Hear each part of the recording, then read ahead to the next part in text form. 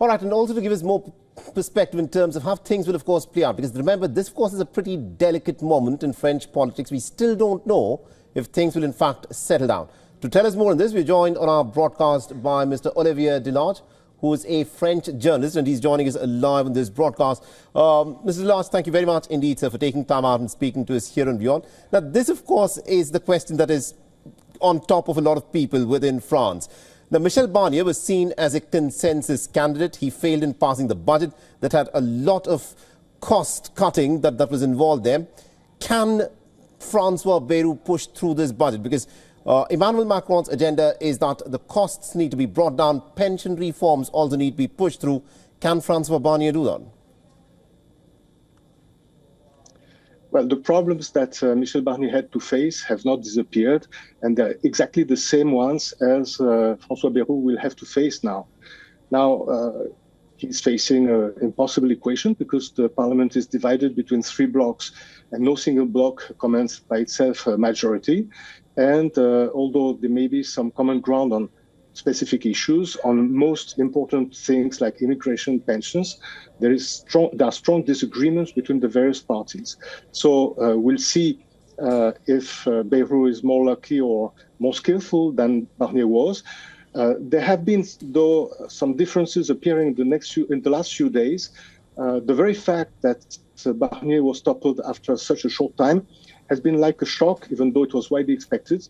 And parties have started moving towards the idea that some compromise has to be found. Mm-hmm. But the realization that it has to be found doesn't mean that it will be found.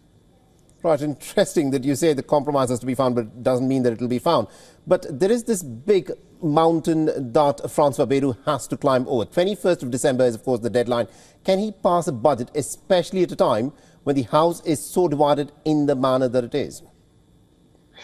It is not as urgent as it may seem from outside. Of course, it is a pressing matter, but there has been a special law, a special bill that was passed, which allows the budget to carry on as it was in 2024. So, I mean, there will not be any shutdown like may happen in the United States, but a number of decisions have to be made, and a budget will have to be passed as early as the first days of January, mm-hmm. if they use the fast track, or if they do a new budget altogether, it will take another 3 months.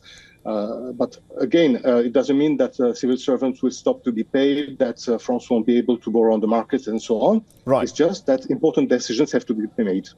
Interesting. Now, we are in this crisis in France because of the snap elections that were called by Emmanuel Macron in the month of July.